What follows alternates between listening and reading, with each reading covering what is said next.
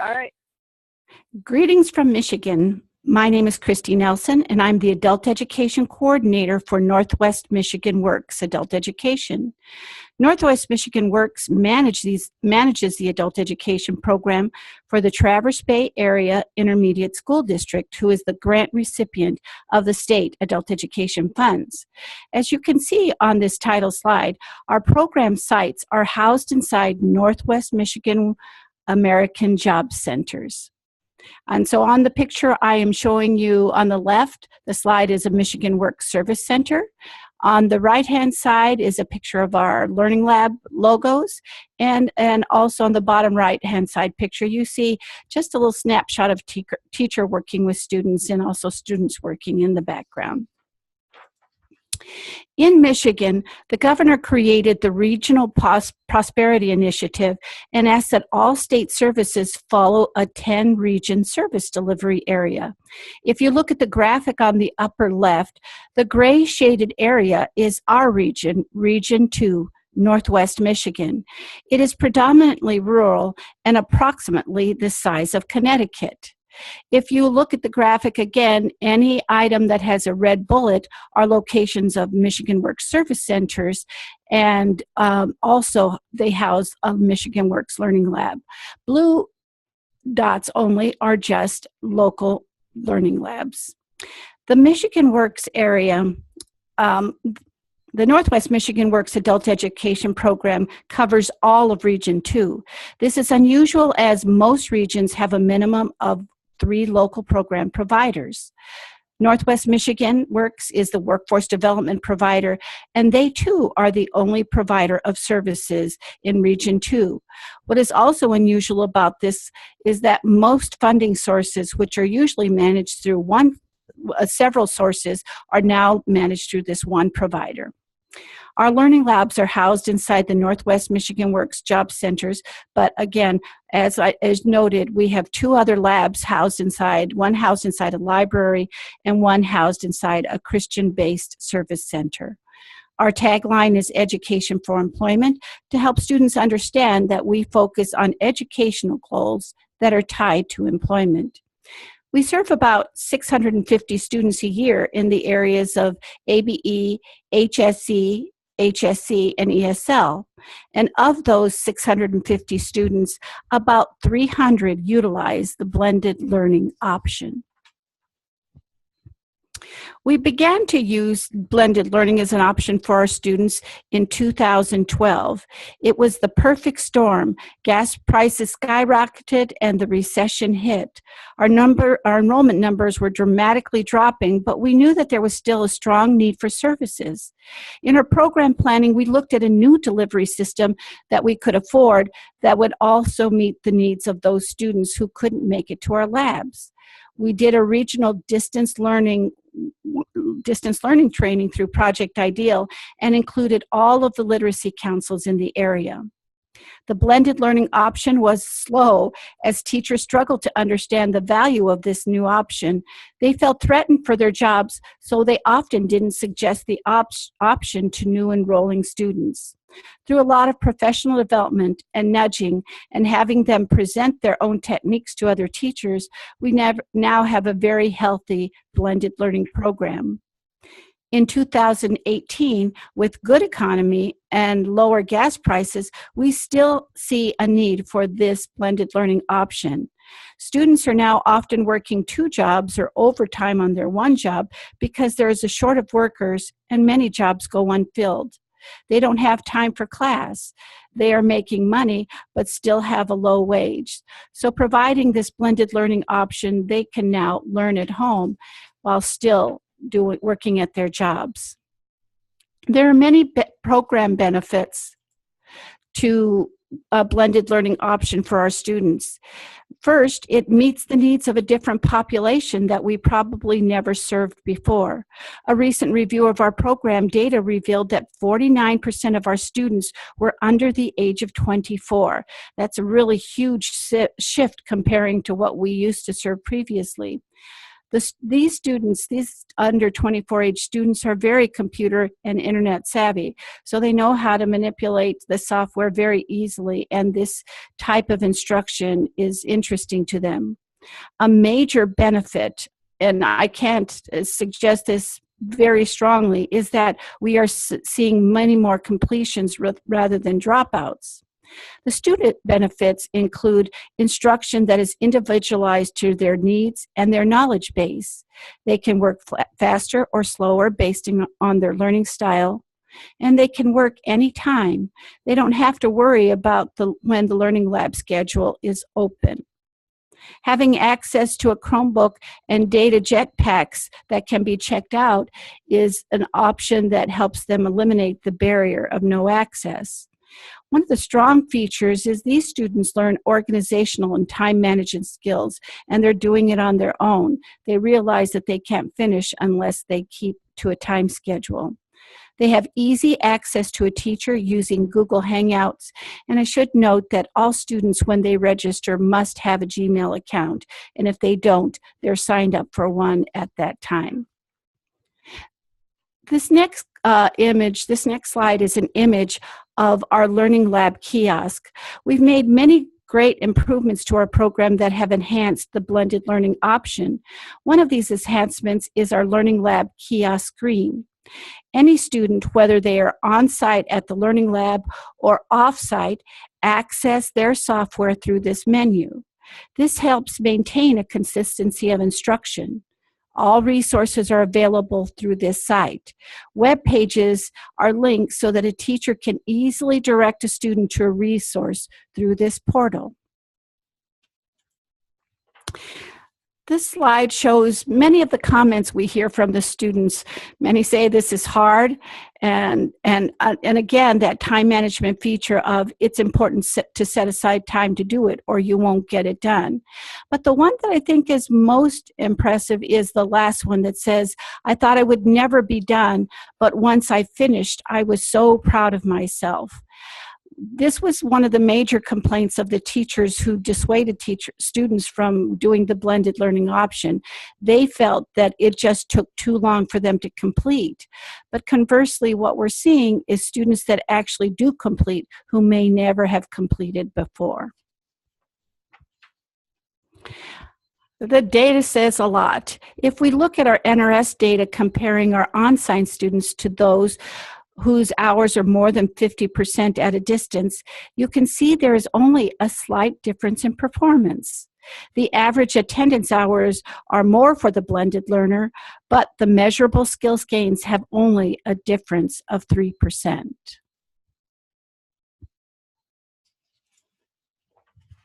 The next slide takes a look at our program marketing. The orientation video details the educational option of blended learning. We advertise in newspapers. We have flyers that are stuffed into grocery bags. We take bookmarks to local libraries and bookstores, and we even have fast food tray liners that advertise our program services. Oftentimes, blended learning is suggested by student need or teacher suggestion. So when students see the option in the orientation video, then they ask the teacher about it, and the teacher explains the option.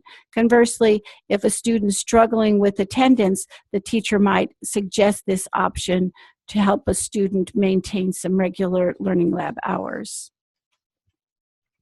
There are many benefits to being housed inside an American Job Center. The predominant benefit is the instant referrals for all the programs housed inside the centers. Listed on the slide, you can see some of the major programs that are housed in our centers.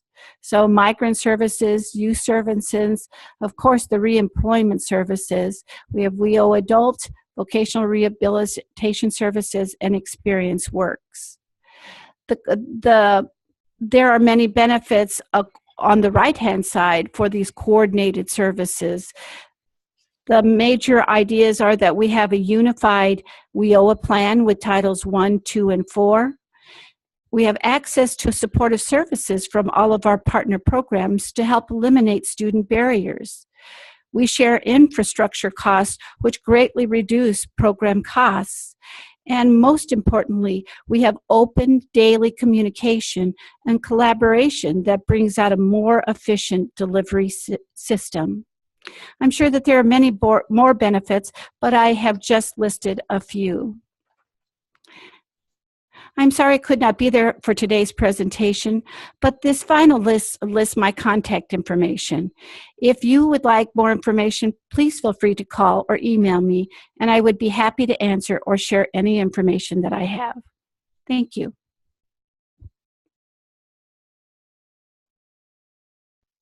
Record. So, Christy, it seems like that website you mentioned has a pretty strong role in both communicating with students and helping them structure their work. Can you talk a little bit about how it works? Sure.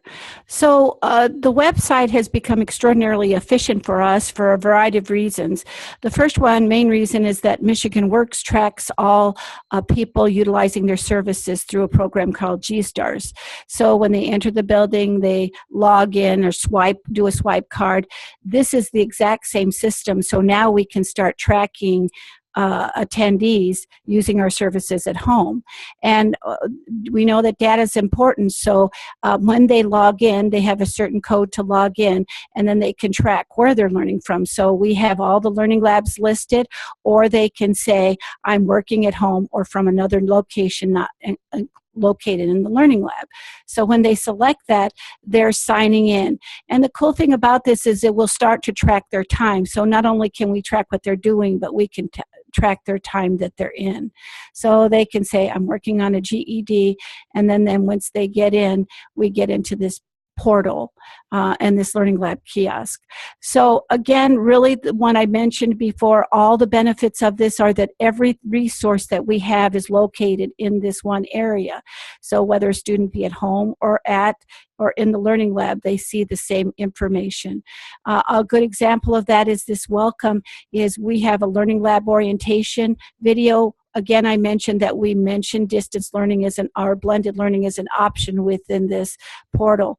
And the other thing that we thought was really important is when students register, they've been out of school for a long time, and we really feel like they need some study skills refreshers. So we have some videos that talk about reading tips, note-taking, goal setting, and test-taking to really sort of eliminate their stress about coming to school again. Many of them come in, and I think all adult educators have heard the word, I'm just really dumb, I don't know what to do.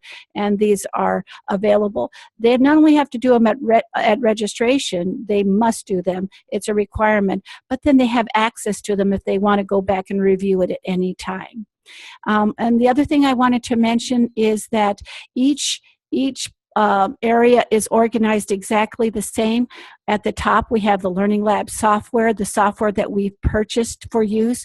So this is the Adult Learning Center, meaning people wanting to improve their basic skills, or ABE as we know it.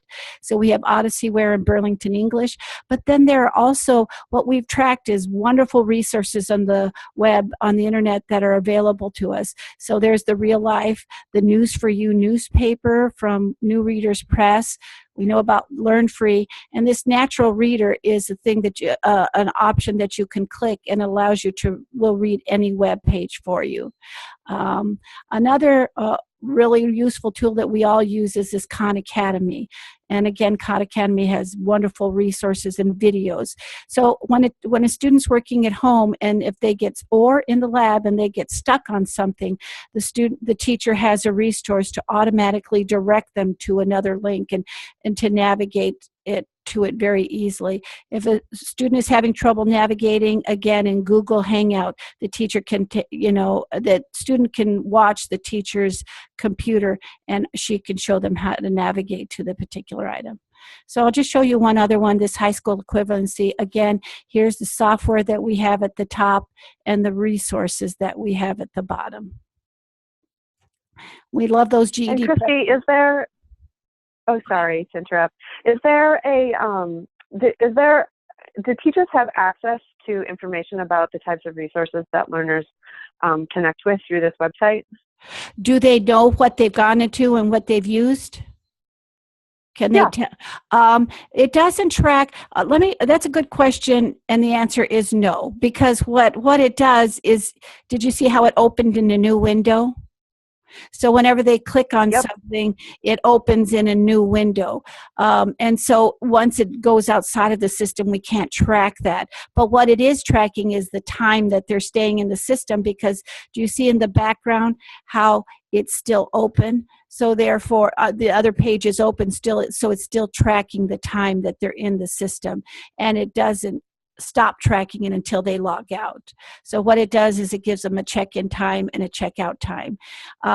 What we do know is we compare their time to software that we already have, such as Odysseyware, and we track within that and compare that to the time to make sure that they actually were working in that software. Great. Thanks.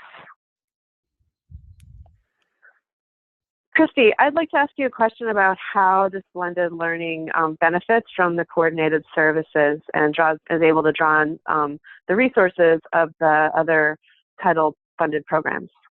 Sure.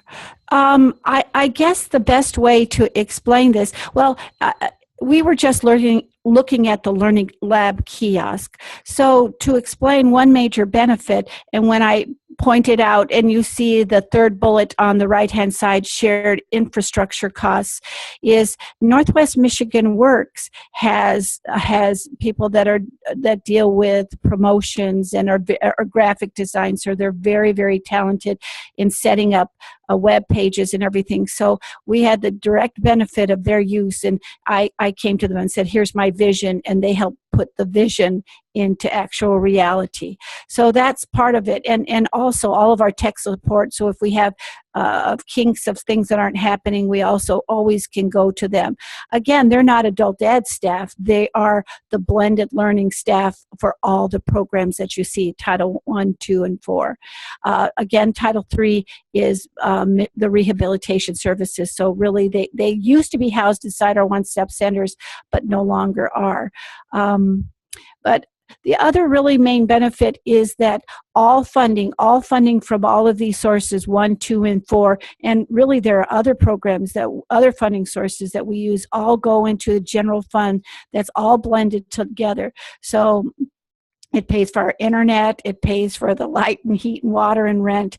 All of them are shared benefits and resources. I hope that answered your question.